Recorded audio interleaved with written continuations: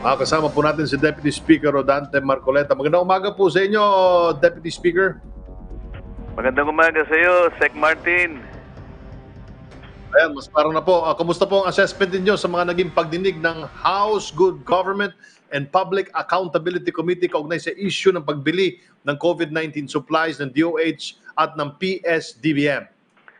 Relatively magaan naman sapagkat nung sila'y magpaliwanag, nasasakyan naman namin, nasusundan naming mabuti at dahil nga doon ay madaling maintindihan naman kung paano nila in-implement yung kanilang katungkulan kung ang pag-uusapan ay yung pagbili ng mga kasangkapan, yung mga PPEs and other related medical supplies na alam naman natin kailangan doon sa panahon talaga na unang bugso ng pandemya. Ang napansin ko lang, Sec Martin, at ayon na rin dun sa paliwanag at admissions ng mga opisyalis ng PSDBM, hindi naman pala sila talaga binigyan ng pagkakataong magpaliwanag. Ang totoo nun, ako nga'y nabigla na hindi pa, yung isa sa iniimbita nila, halimbawa yung ngayon ay Deputy Ombudsman na yata, pero noon ay parang siya yung head ng PSDBM. Inimbita siya ron, pero kahit minsan hindi siya tinanong. Kaya pala ang sabi ko, ba't na humaba ng humaba? Hindi naman pala sila nakapagpaliwanag. Sa makatwid, Sec Martin, ang napansin namin, sa kanyang kabuuan, hindi nabigyan talaga ng sapat na panahon na magpaliwanag. Ewan ko kung ito'y deliberate on the part of the Senate Blue Ribbon Committee,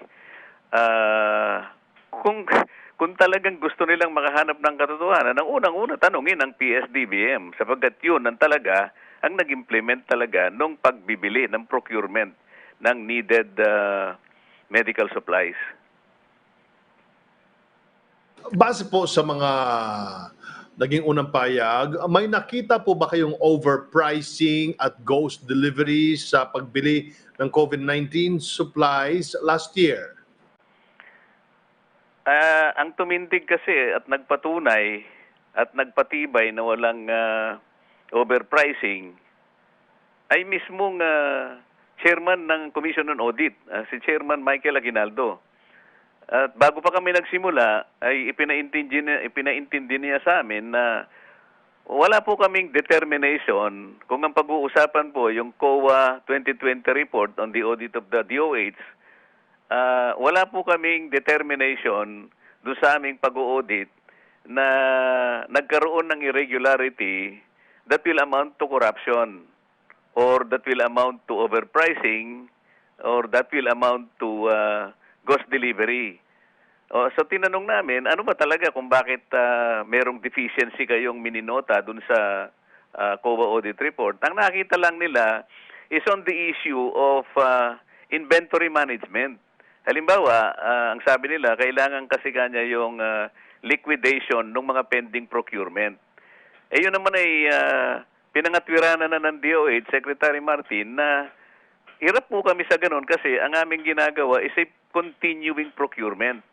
At pagdating naman po sa transfer kanya ng pera mula sa amin at papunta doon sa PSDBM, kaya hindi na po namin ginamit, hindi na po kami nagkaroon ng MOA dahil sabi po naman ng GPPB Resolution number 03-2020, hindi na po kailangang magkaroon ng MOA. So yun lamang ang nakita na shadow of deficiency.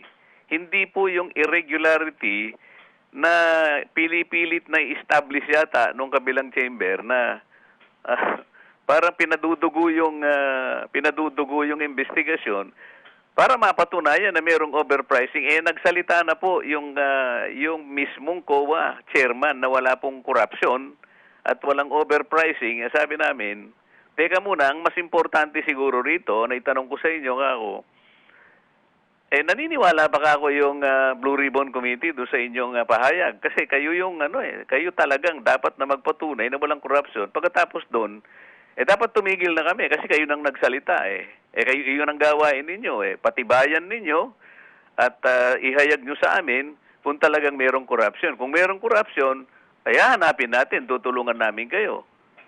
Sa opening pa lang sinabi nila walang corruption, walang overpricing at wala ring ghost delivery.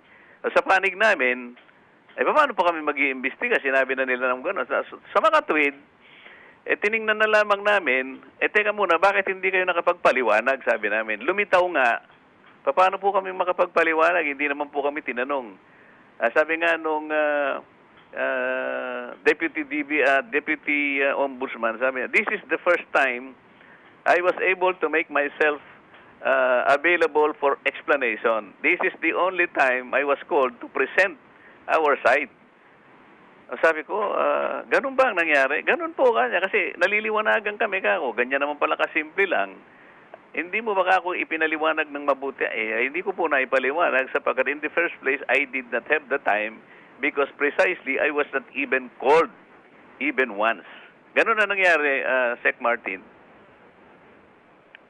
Meron po ba kayong nakitang link sa umano'y maanumalyang transaksyon na ito sa ilang personalidad gaya po ng Pangulo? Kung pagbabatayan natin, Secretary Martin, yung COA 2020 report, wala namang nabanggit na pangalan ni Michael Yang. Wala namang nabanggit na pangalan ni Senator Bongo o kaya yung mga ibang mga kaibigan nila na ang apelyido ay Chinese.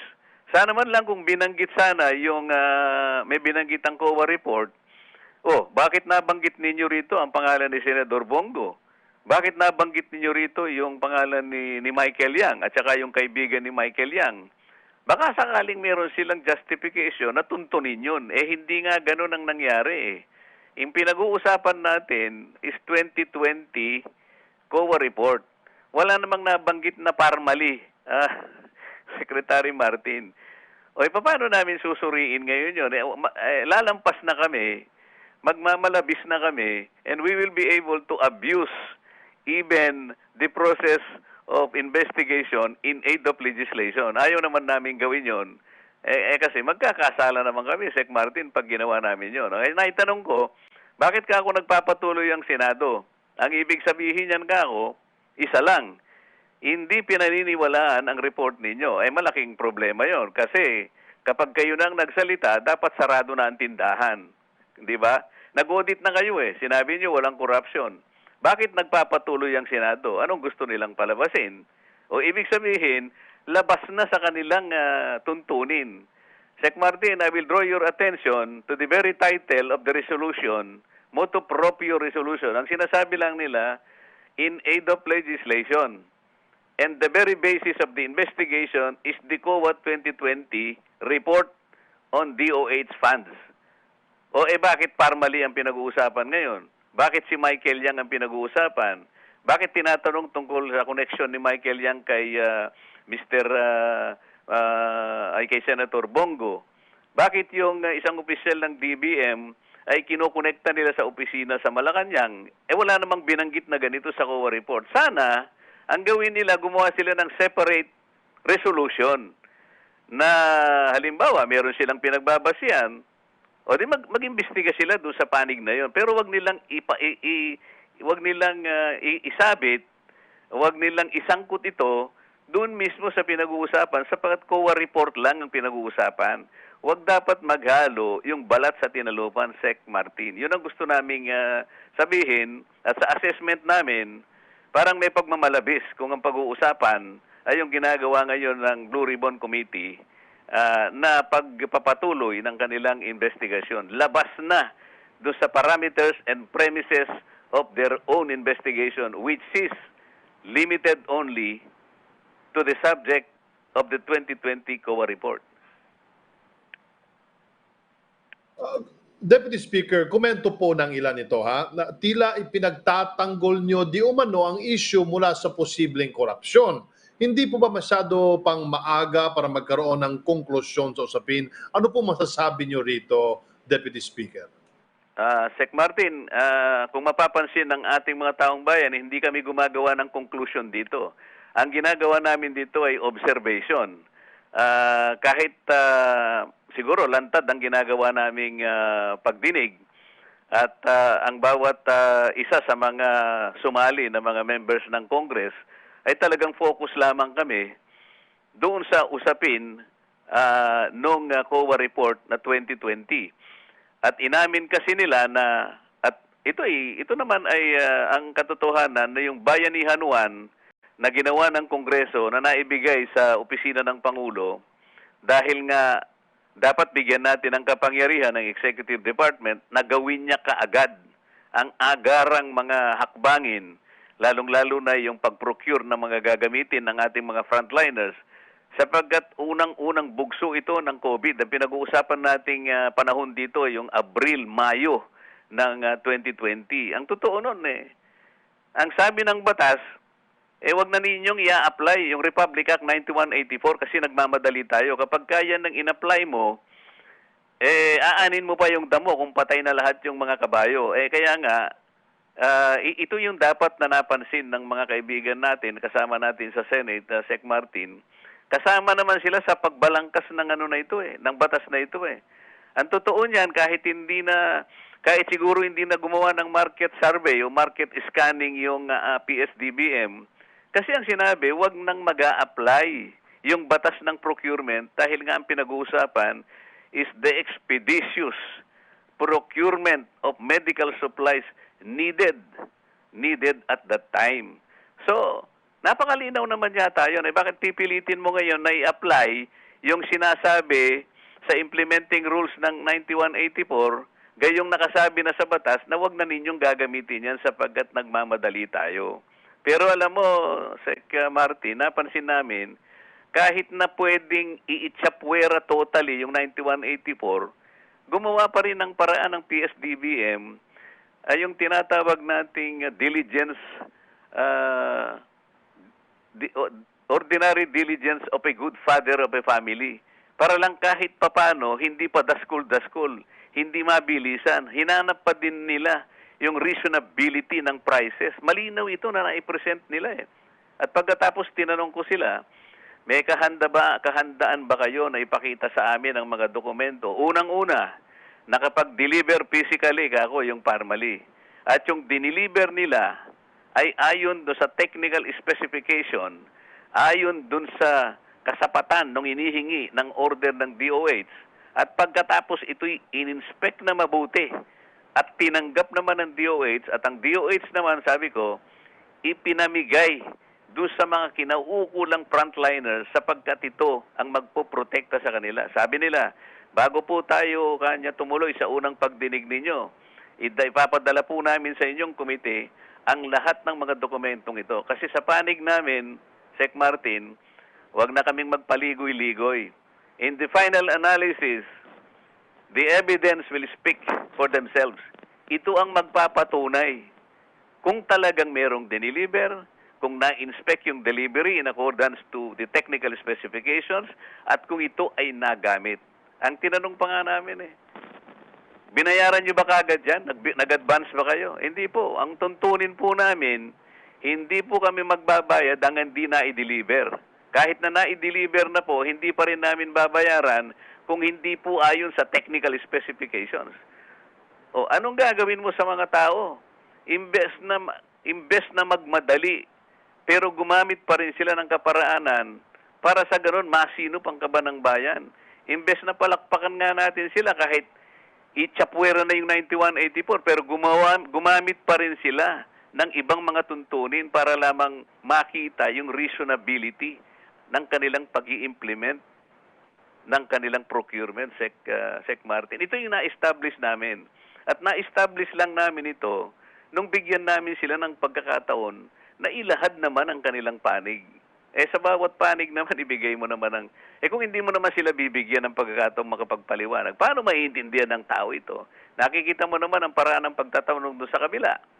May takutan. Pagkatapos kung ano-anong salita ang mga ginagamit na nakakasakit naman ng loob.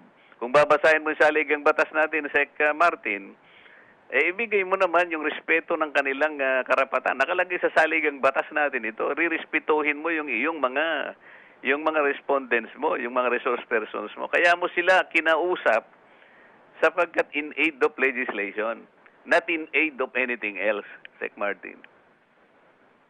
Paano po, Deputy Speaker, kung magkasalungat ang maging resulta ng investigasyon ng Senado at ng mababang kapulungan, hindi po ba't lalong magkakaroon po ng confusion sa taong bayan. Sec Martin, naniniwala ako sa angking katalinuhan ng mamamayan. Makikita at makikita nila, mahanap at mahanap nila kung alin ang totoo.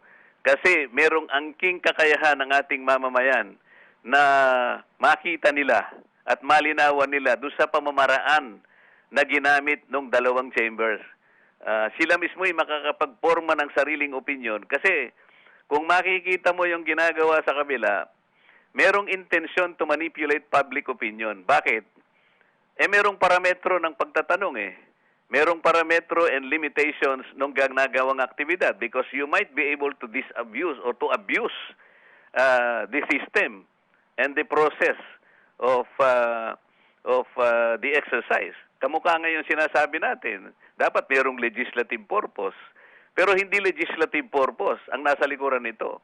Hindi na, maliwanag naman ito at lumilitaw na rin sa mga nakikita kong mga opinyon ng ating mamamayan. Napagkumparahan nila ngayon, nakapaggawa sila ng assessment, our people were able to make a comparison, to compare and contrast between the process on how the other chamber is conducting the investigation at kung paano natin makukuha mula doon ang katotohanan. May palagay ako at ako'y kumpiyansa sa tao na in the final analysis makikita nila ang katwiran at ang katotohanan at ano yung motibo at ano ang pinakamotibo sapagkat ito ay napaka-importante. Lalong-lalo na nakikita nila yung aktibo doon sa kabilang panig ay talagang puro kandidato sa susunod na eleksyon. Ito ay maglilinaw. Maglilinaw pa ito sa mga susunod naming pagdinig. Meron pa kasi kaming hearing sa Lunes, Sec Martin. Maraming salamat po sa inyong panahon, Deputy Speaker Rodante Marcoleta. Ingat po kayo, sir, at aabangan po namin ang inyong hearing sa Lunes. Salamat po, Secretary Martin. Mabuhay ka.